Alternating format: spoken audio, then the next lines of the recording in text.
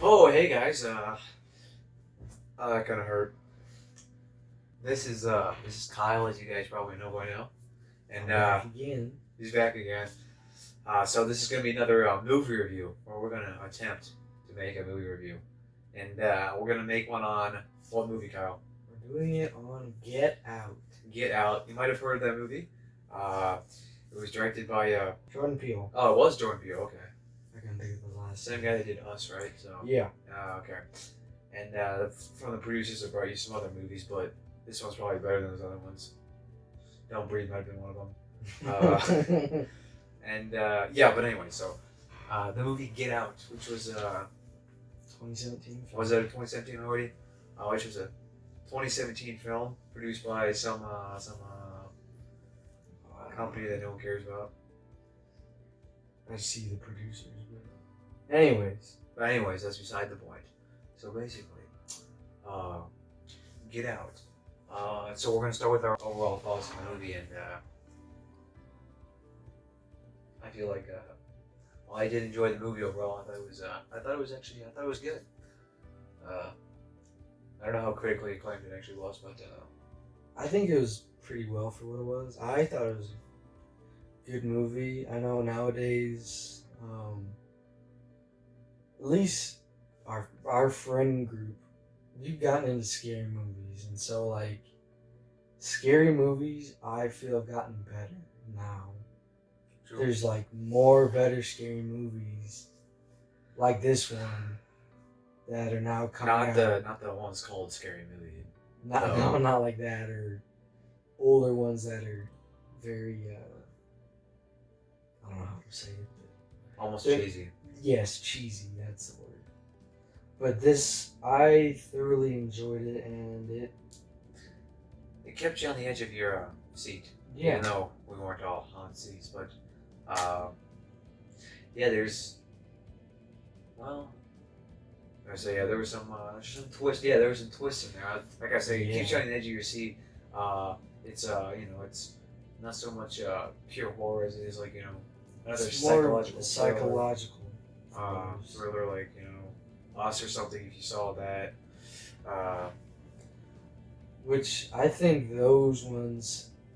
Grant, I think I've watched a lot of those ones, and I think those ones can actually be scarier.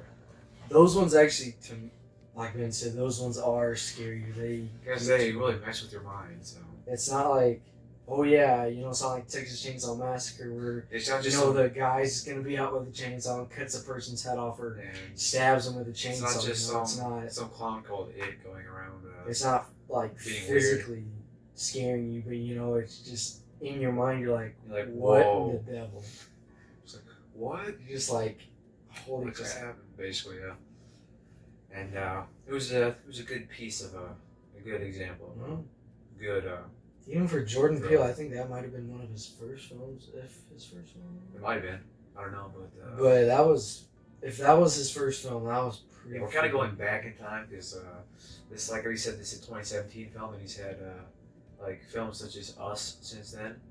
But yeah, that one was really, really. I thoroughly enjoyed it, and Ben said he enjoyed it, so. I mean, it's got to mean something coming from me. But yeah, so I should give him a quick synopsis. Yeah, at least we can. I mean, if you want. Like You're the one with the phone, though. So, There's this guy named Chris, right? there's this guy, Chris, and he is black, as if you guys have seen the trailers, have seen the movies. He's probably seen something. And he has a girlfriend named Rose, who is white. And in the beginning, she wants him to go with her to their place for some get together, something. Her place. Yeah, it's like some get together, something, wasn't it? Or Something like that. something like that. And he's like, I don't think I should do that, since I'm black and you're white. They're all white, and they're probably gonna not like this relationship that we got going here. And so they get there, and I think they let him in. Like, okay, he's a pretty cool guy. Everything seems okay at first. And Relatively welcoming. we find out that Rose's mom is a hypnotist, and her dad's a neurosurgeon. And we're like, okay. And so I think the mom, she like comes out and she's like, yeah, man, I should hypnotize you or something like that. And he's like, no. Oh, right, because he's got a smoking problem. Yeah, to get rid of his smoking problem. Right, because hypnosis can, help with, could be a therapy of sorts. To get rid of that addiction. And so he's like, no, I really don't want to do that. And then later on that night, he gets hypnotized and he's just like, what the heck? Right? She's just like, yeah. And that's she like, really messed with him. That's like when he like goes like, it seems like he's out of his body, like he's just not even there. Like he's like, it looks like a television screen. He's like looking up and he's just like trying to breathe. He's just watching what's happening. He's just like trying to swim to get back up there and he can't do anything about it. And we're just like watching it. We're like, what the heck just happened? So that's what it feels like to get hypnotized. And so then he like snaps out of it and it's the next day and like all the people start showing up, right? Yeah. Bunch of white people. And I think some of them, I know at least one of them has like another black person with them. Right, that is true. Right. One of them's like some old lady married to a younger black man. It's really weird. Things start getting pretty weird, and we did forget to mention that. And then there's also we forgot to mention the servants. Yes. The Rose's parents have servants at their house, and they are black. Yes. And that's a tip off, kind of an alarm goes off right away, and you're like, seems kind of like slavery. And you pick that up right from the beginning, and there's basically Rose's dad is he's racist, right? Yeah. Yeah, I feel like he is. Even though Chris is black, I think that he welcomes him, but I mean we'll explain that a little later why he welcomes him. It gets really weird. It's confusing. And then we get to that party with all the people there, and Chris is just like, what the heck? Like, these people are just acting weird. They're acting weird. They're acting almost like they're all hypnotized. Especially like the black people. Like, when he gets there that first night, he sees them, like, something's not right here. These people like being like robots or something. They're just like... They're basically just some creepy and they robots. have no emotions whatsoever. And so we get to there, and as Ben said earlier, there's this one couple of a younger black man and a older white woman. And so they're all talking and whatnot, and so Chris he's a photographer, isn't he, or something like that? Yeah, he's a photographer. He had his camera with him. And so, he's just spying on him and whatnot. Trying to figure out what's going on. And then doesn't somebody find him like, what are you doing there or something like that? Or, I don't know. I can't remember, but Same.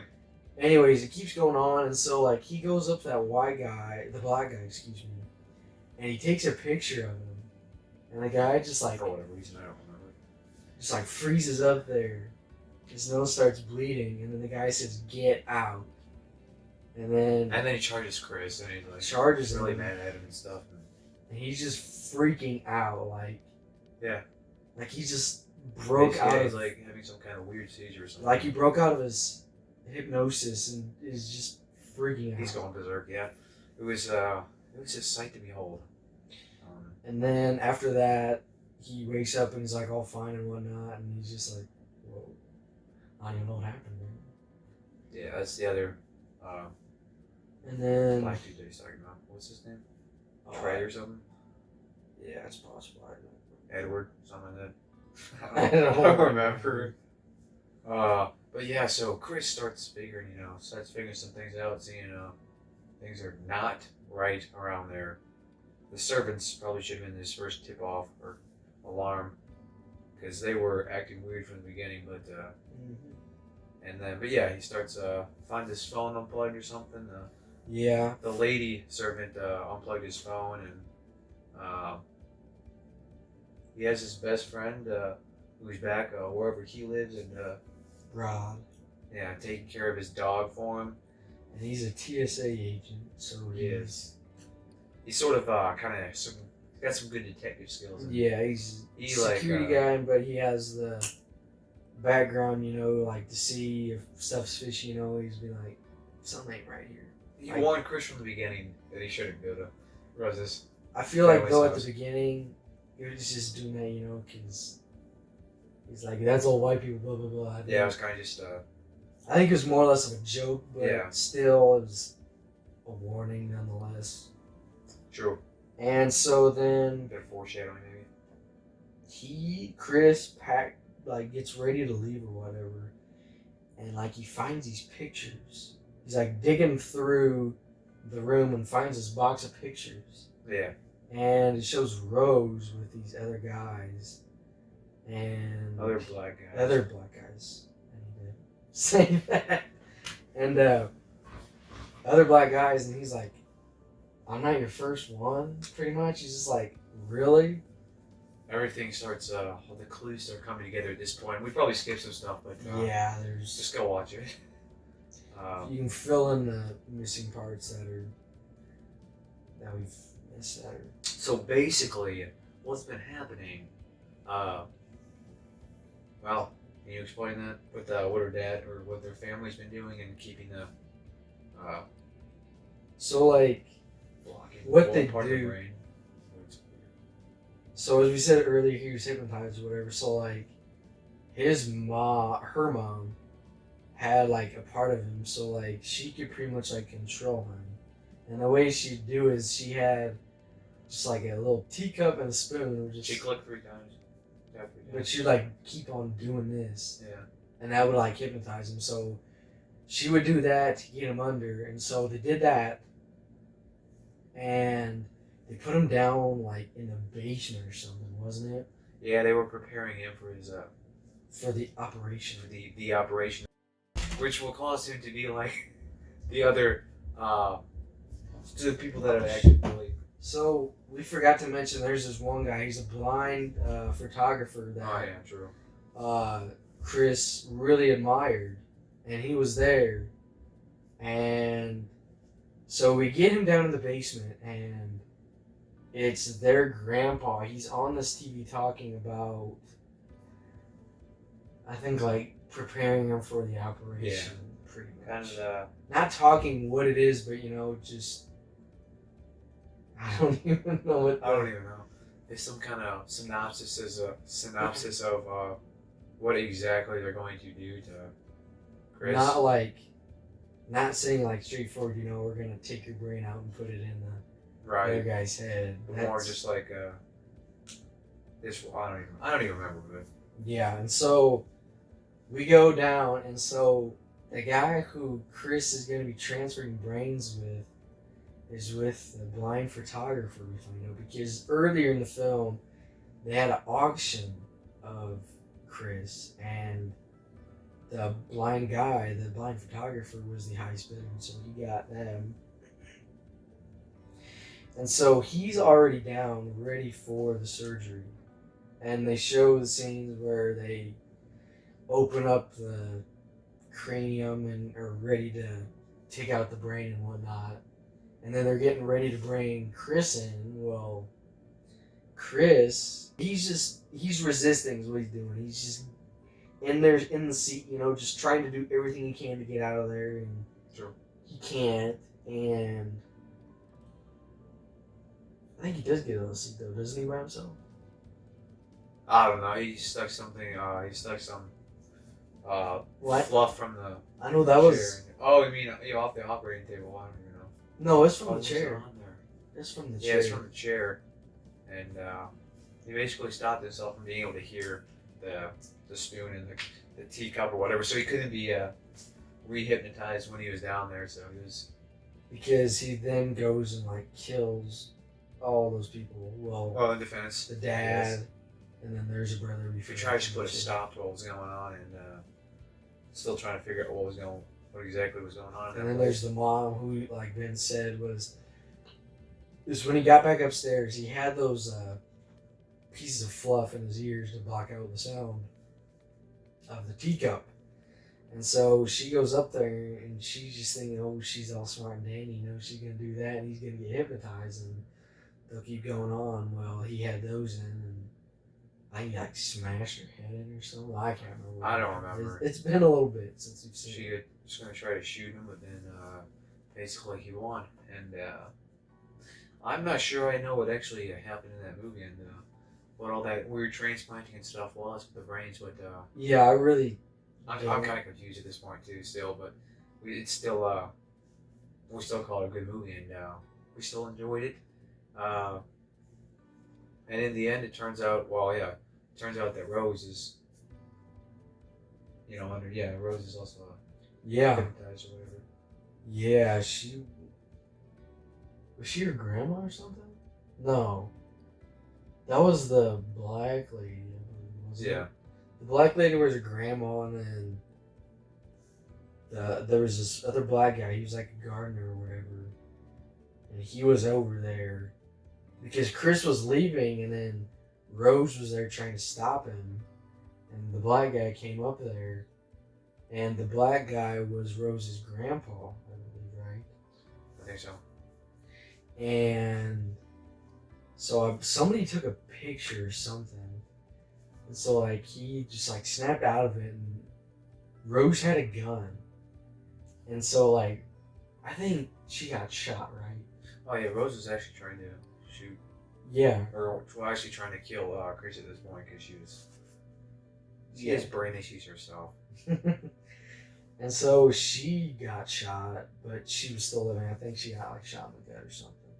So she was still alive. Well, this guy, the slave, I guess you want to call it, we really don't know his name. But so the grandpa brain guy, somebody took a picture and he Chris switched. flashed.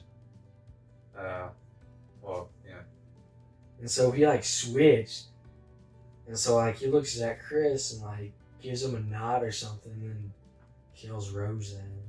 Or he shoots Rose to help protect Chris because he had his like actual like consciousness back in that moment and some sanity, and he knew that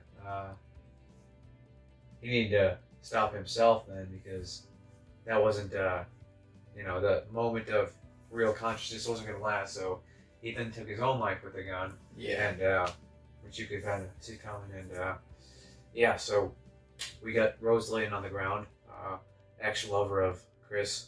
We'll say ex at this point in the movie. And then we have Chris all beat up, and his friend comes along and. Well, we neglected to mention that this was like over like a week or so. It was a while. Like and so this guy was like, this is really fishy, and tries to contact him. Yeah, the whole time his friend was trying to piece together stuff about what was happening over there when he wasn't actually there. And he was foreshadowing that something bad was gonna happen, like we said from the beginning.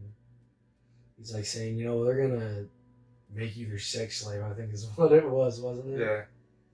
Granted, it wasn't exactly that. It wasn't like that, but he got the slave part right. Yeah.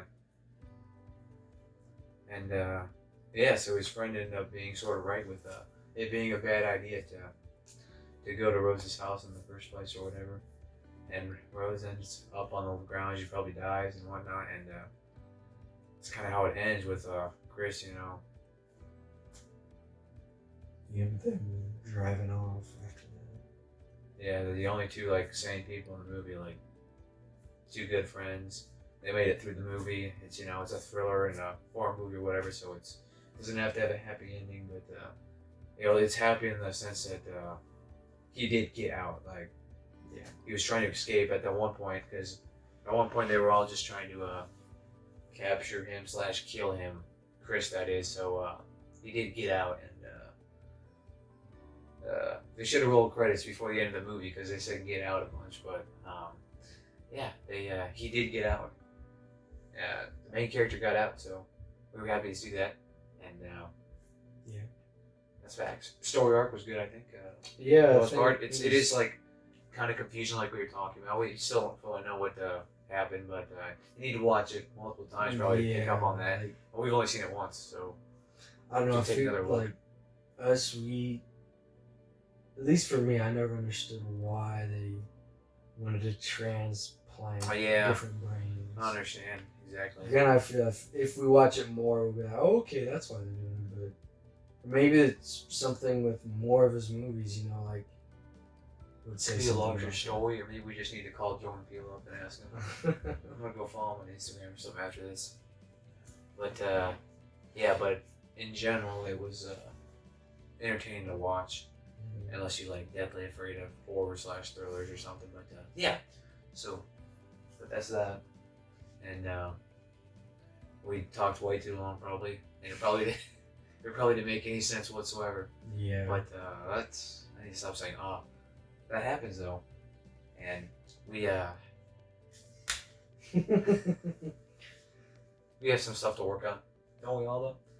And make sure, you know, like I said yesterday, which yesterday doesn't really matter because I'm gonna post this, but make sure you like and subscribe. Favorite, if you like the video. Make it your favorite channel and your favorite video ever, even though this one probably shouldn't be. But make sure you click that notification icon, the bell icon, so you get notified of these videos, the movie reviews, and any other videos that I upload to my channel. And write down in the comments, you know, if you like this, you know. Let us know. If you don't like it, that's fine. Let us know. Let us know if you want us to do any specific movie. Yeah, let us know what we can do better, and then let us know what other movies we should watch and review, or review if we've already watched them. And let us know if you want to be in a movie or a movie review. When we all like to be in a movie. But yeah, let us know if you want to be in a movie review, and we'll try to make that happen. Hopefully we don't die before then. And thanks again for watching. And then I usually say peace out.